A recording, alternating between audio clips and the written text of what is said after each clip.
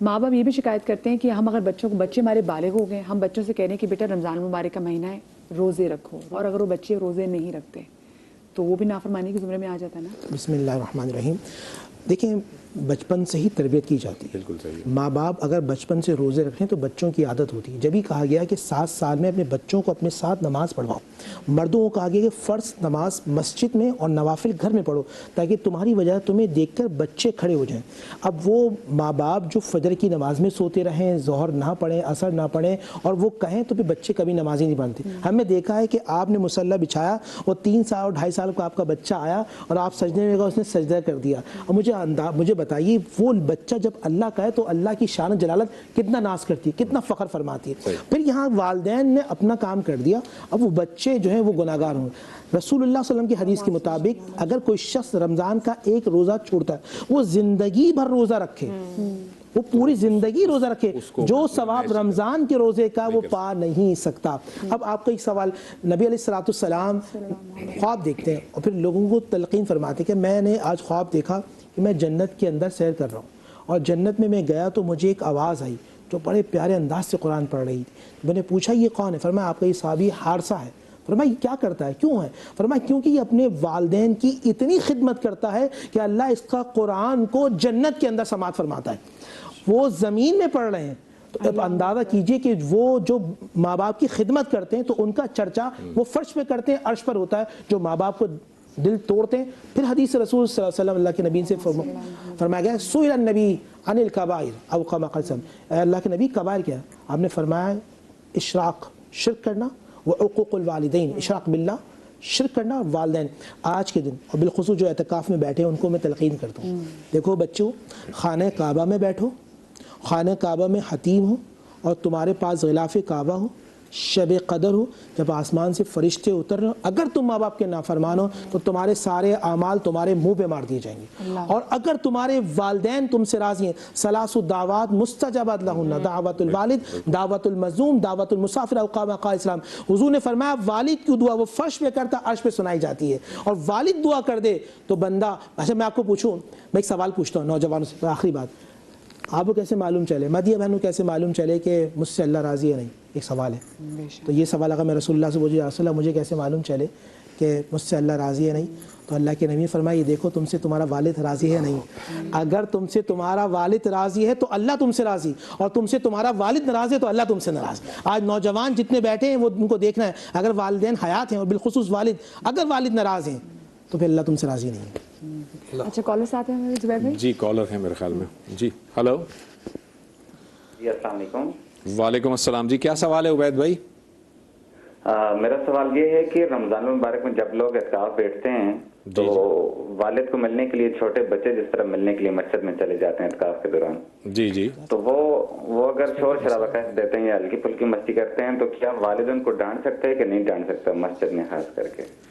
جی ٹھیک ہے، بہت شکریہ آپ کے سوال کا۔ مجھے لگتا ہے ان کے بچے آتے ہوں گے، میرا خیال میں ان کے بچے اگر آتے ہیں تو اس میں کوئی ایسی قباحت نہیں ہے۔ کوئی بہت زیادہ اگر آپ کو لگتا ہے کہ ایکسٹریم لیول پر اگر کوئی بد تہذیبی ہو رہی ہے اور مسجد کے تقدس کو پامال کیا جا رہا ہے تو پھر آپ اوائڈ کریں، ادروائز بچے اگر آ رہے ہیں تو ان کو سبیان کا لفظ نبی صلی اللہ علیہ وسلم نے استعمال کیا، سبیان وہ چھوٹے نابالغ بچے کہ جو مسجد میں آ کے مسجد کا تقدس پامال کر جیسا فرمایا۔ باقی چھوٹے بچے آ رہے ہیں اور نبی سے مزاح کرتے ہیں، رسول اللہ بھی تو حسن حسین سے مزاح کرتے تھے، رسول وہ حسن حسین بھی تو کندھے میں چل جایا کرتے تھے، حسن بھی تو اور حسین بھی تو سجدے میں چلے جایا کرتے تھے۔ تو اور جب آپ اپنی عبادات کر رہے ہوتے ہیں اور بچے اگر آپ بیچ میں آتے ہیں جیسے کاندھے پہ چڑھ گئے، اس وقت آپ اگر سختی کریں گے، ناراضگی کا اظہار کریں گے تو وہ بچہ بچپن سے ہی دین سے متنفر ہو جائے گا۔ تو یہ بھی ایک بڑی امپورٹنٹ بات ہے۔ اور کوئی کالر ہے ہمارے ساتھ؟ ٹھیک ہے، میرے خیال میں عائشہ کی طرف چلتے ہیں۔ جی عائشہ، وہی بات کہ اگر ماں باپ بچوں کو اور دیکھیں بہت ساری جگہوں پہ ایسا ہوتا ہے کہ ہم دیکھتے ہیں کہ جو ماں باپ اگر نماز کے پابند نہ ہوں، بچے سمہاؤ نماز کے پابند، کیونکہ گھر میں جو چیز مسنگ ہوتی ہے وہ بچے اس کو پورا کر رہے ہوتے ہیں۔ کہیں ماں باپ جو ہے وہ دونوں کر رہے ہوتے ہیں، 4 بچوں میں سے 2 نماز پڑھیں، 2 نہیں پڑھ رہے، تو اب ماں باپ تلقین کر رہے تو گناہ کس کو ہوگا؟ اگر بچے ماں باپ اگر تلقین کرتے ہیں اور بچے نہیں پڑھتے ہیں تو گناہ ماں باپ کو نہیں ہوگا، ماں باپ اپنی ذمہ داری پوری کر چکے ہیں، کیونکہ حکم ہے کہ امر بالمعروف و نہی عن المنکر، برائی سے روکنا اور نیکی کی طرف مدعو کرنا، یہ ہر بندے کا دوسرے بندے پر ایک طرح سے سمجھ لیں حق ہے کہ اگر کوئی برائی آپ دیکھتے ہیں تو آپ اسے روکیں۔ اچھا اگر کوئی نیکی کا کام کرتے ہیں بچے تو اس کا اجر ماں باپ کو یقینی طور پر ملے گا. اس پر ہم پہلے بھی گفتگو کر چکے ہیں نا, صدقہ جاریہ میں. ہاں جی ایسا ہی ہے. عبدالستار ہمارے سے کالر موجود ہیں لاہور سے. السلام علیکم جی. جی وعلیکم السلام. جی میں نے مفتی صاحب سے بات کرنی ہے. جی میں نے ارادہ کیا تھا اعتکاف میں بیٹھنے کا, مگر میں بیچ میں بیمار ہو گئی ہوں تو اس کی وجہ سے میں بیٹھ نہیں سکا. اس کے بارے میں پوچھنا چاہتا ہوں کہ میرے لیے کیا صحیح ہے. ٹھیک ہے. یہ ابھی ٹھیک ہے, آپ لائن پہ پوچھیں سے. جی جی آپ ابھی بھی 75% تھی, 25% میں ابھی بھی بیمار ہوں. صحیح. اچھا ابھی بھی بیمار ہیں وہ پوری طرح صحت جس کا یاب آپ پوری سے پہلے طرح عرض کیا تھا کہ آپ نے ارادہ کیا تھا, آپ نے منت نہیں مانی تھی, تو پہلی بات یہ سنت ہے. اگر آپ ابھی بھی بیمار ہیں تو آپ 1 دن 2 دن 3 دن یا جب بھی مسجد جائیں کوشش کریں کہ آپ ظہر میں جائیں اور مغرب تک مسجد میں رک جائیں اور نویت السنت الاعتکاف للہ تعالی, نفل اعتکاف کی نیت کر لیں, آپ کو ثواب ملتا رہے گا کیونکہ آپ بیمار ہیں. ویسے جو نویت سنت الاعتکاف والی بات ہے نا, یہ تو میں چاہوں گا کہ ہر مسلمان جب بھی مسجد میں جاتا ہے, جب بھی جاتا ہے مسجد میں, یہ پڑھ لیا کرے تو اس کو اعتکاف کا ثواب ملے گا اس وقت تک جب تک کہ وہ مسجد میں بیٹھا ہوا ہے. تو بڑی امپورٹنٹ بات ہے. اینی وے ہم بات کر رہے تھے. اچھا میں ذرا اس پہ آؤں گا کہ نافرمانی کی جو انہوں نے بات کی تھی مدیہ نے, اولاد جو ہے وہ نافرمان تھی, والدین جیسے آج ہم نے تلاوت میں دیکھا کہ تو بڑھاپے میں کوئی ایک ہو یا دونوں ہو تو آپ ان کی خدمت کریں, لیکن فرض کریں کہ کوئی شخص جو ہے وہ نافرمانی کرتا رہا, وہ دونوں والدین اس دنیا سے رخصت ہو گئے, اب اسے احساس ہوا, اب وہ احساس کر پا رہا ہے اور اب اسے فیلنگ آ رہی ہے کہ میں نے جو کیا غلط کیا, اب کیا کیا جائے؟ والدین نہیں ہے, اب ماں باپ کے لیے سال ثواب کرے, ان کے لیے دعائیں مغفرت کرے. جب بھی ماں باپ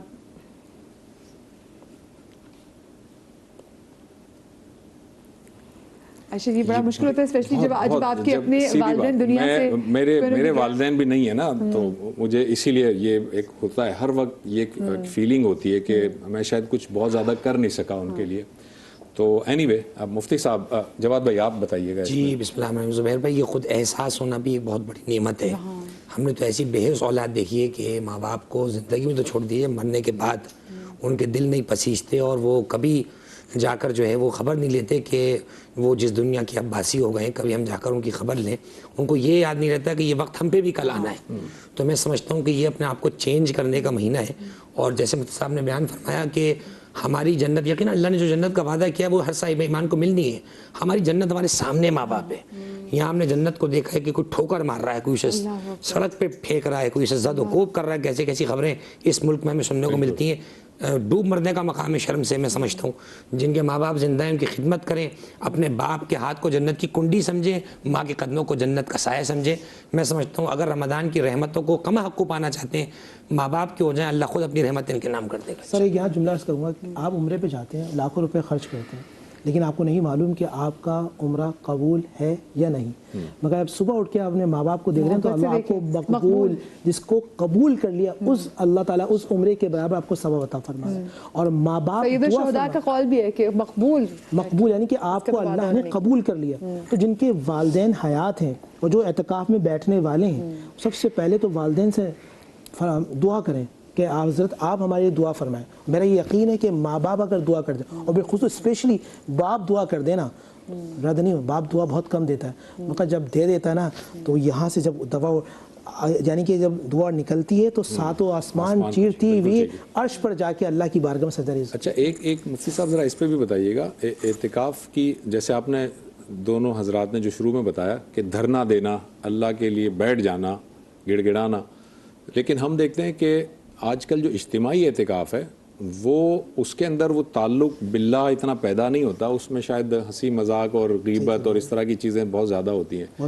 تو کیا درست کیا ہے, رویہ کیا درست ہے کہ آپ انڈیویجولی تنہائی میں اعتکاف کریں؟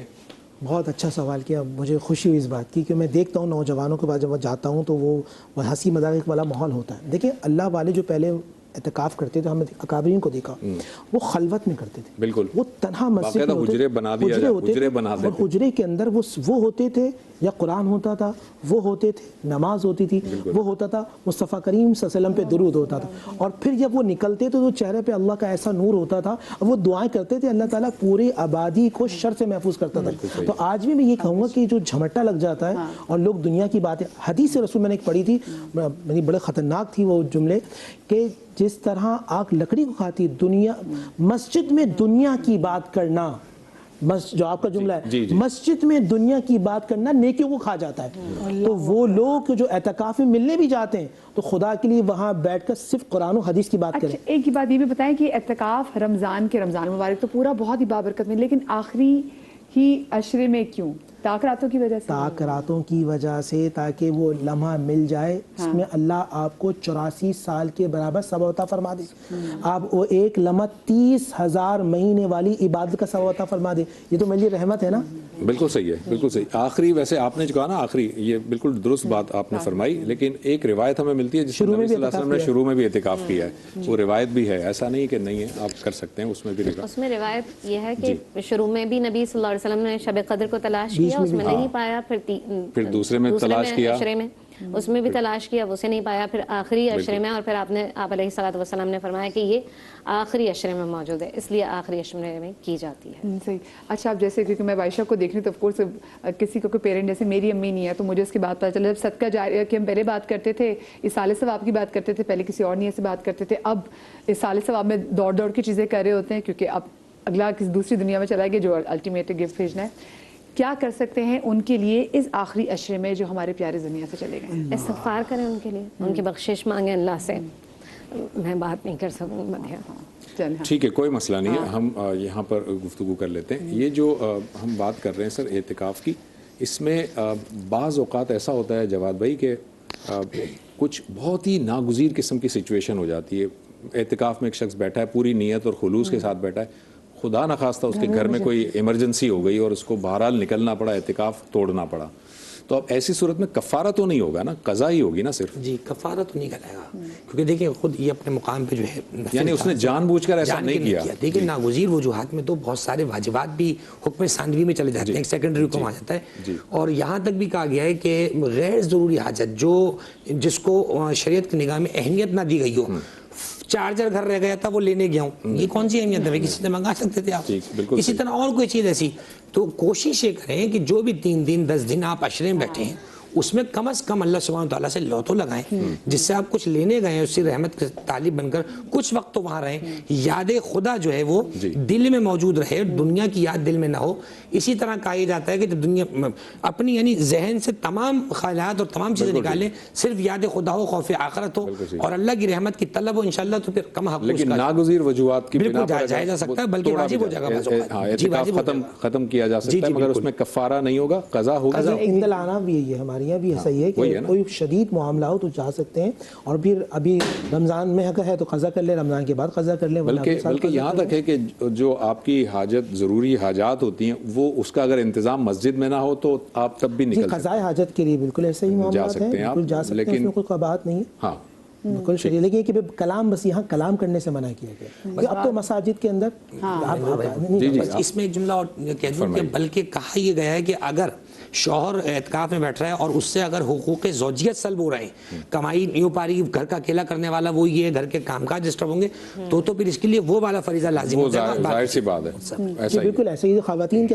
ہماری بہنیں بہت پوچھتی ہیں کہ بھائی میں گھر میں اکیلی ہوں، اب میں کھانا کیسے بناؤں اور میں اعتکاف کرنا ہے، تو بھی ہم ان سے عرض کرتے ہیں کہ آپ شادی سے پہلے اعتکاف میں بیٹھتے ہیں کافی ہے، اب آپ ہی گھر کے کام کیجئے اور اس میں اللہ کا ذکر کیجئے اور نفلی اعتکاف کر لیں. اللہ سبحانہ و تعالیٰ آپ کو اعتکاف کا ثواب عطا فرمائے گا. اعتکاف کا مطلب یہ ہے کہ اللہ سے لو لگانا. تو جتنی بھی بہنیں اعتکاف اگر اس طرح کی ان کی فیملی بڑی ہے، ان کے بچے چھوٹے ہیں، وہ ثواب پانا چاہتی ہیں، جس طرح بھی بات کی گئی تھی، وہ ظہر سے عصر تک کچھ گھنٹہ کر لیں، وہ مغرب کے بعد کر لیں، وہ ابھی آخری تاکراتیں آئیں گی 21 رمضان کی، اس میں بیٹھ جائیں نفلی اعتکاف، تو اس میں اللہ سبحانہ و تعالیٰ ثواب عطا فرمائے گا. 3 خندق، اور اس کی نیت کیسے؟ وہی آپ کے اعتکاف، نفل کی اعتکاف. اچھا اس میں ہوتا کیا ہے، آپ کا چہرہ یعنی کہ جہنم سے دور کر دیا. کتنا دور؟ یعنی کہ 3 خندق دور، اور ایک خندق کتنی ہے؟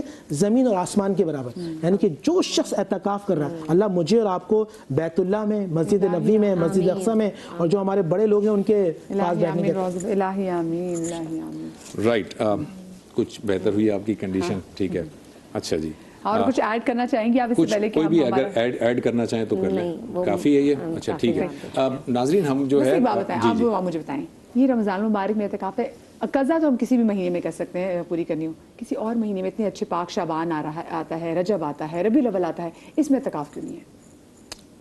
اب منع تو نہیں کیا گیا اس میں اعتکاف نہیں آپ کر کسی سکتے ہیں۔ ہاں بالکل اس کر میں سکتے بھی ہیں یہ آپ ہے کسی کہ بھی سنت مہینے میں ہے، اعتکاف کر سکتے جیسے ہیں۔ ابھی کہا گیا، اعتکاف کا دیکھیں یہ نبی صلی اللہ علیہ وسلم نے جس میں زیادہ ہمیں روایات ملتی ہیں وہ چونکہ طاق راتوں کو تلاش کرنے کی بات ہوتی، بار بار کہا جاتا ہے طاق رات کو تلاش کرو، اس لیے ہم اس میں اعتکاف کرتے ہیں، لیکن آپ پورے مہینے میں کبھی بھی چاہیں تو اعتکاف کر سکتے ہیں۔ ہم جیسے لوگ بلکہ اگر ٹرانسمیشن کر رہے ہیں بالکل تو آپ ہم کر بھی سکتے ہیں 3 دن کے لیے اور نفلی اعتکاف تو میں نے جیسے کہا مسجد میں جائیں تو آپ نیت کر لیں تو آپ اس جتنی دیر تک بیٹھیں گے اتنے نفلی اعتکاف ہے۔ ایک حدیث یہاں پر میں بیان کر دوں اس کے بعد یہاں ختم کرتے ہیں۔ من صام رمضان ایمانا و احتسابا غفر له ما تقدم من ذنبه ومن قام رمضان ایمانا و احتسابا غفر له ما تقدم من ذنبه۔ نبی صلی اللہ علیہ وسلم نے فرمایا جس کا کہ مفہوم یہ ہے کہ جس شخص نے رمضان کے روزے رکھے ایمان کے ساتھ اور احتساب کے ساتھ، اللہ تعالیٰ نے اس کے تمام گناہ پچھلے معاف کر دیے، اور اسی طرح اگر کسی نے قیام کیا راتوں میں ایمان اور احتساب کے ساتھ تو اللہ تعالیٰ نے اس کے پچھلے تمام گناہ معاف کر دیے۔ یہ جو اعتکاف کی عبادت ہے نا ناظرین، اس میں یہ دونوں چیزیں مل جائیں گی، سامہ اور قامہ دونوں مل جائیں گے، تو یہ بہت بڑی عبادت ہے۔ ایک چھوٹا سا وقفہ لیتے ہیں۔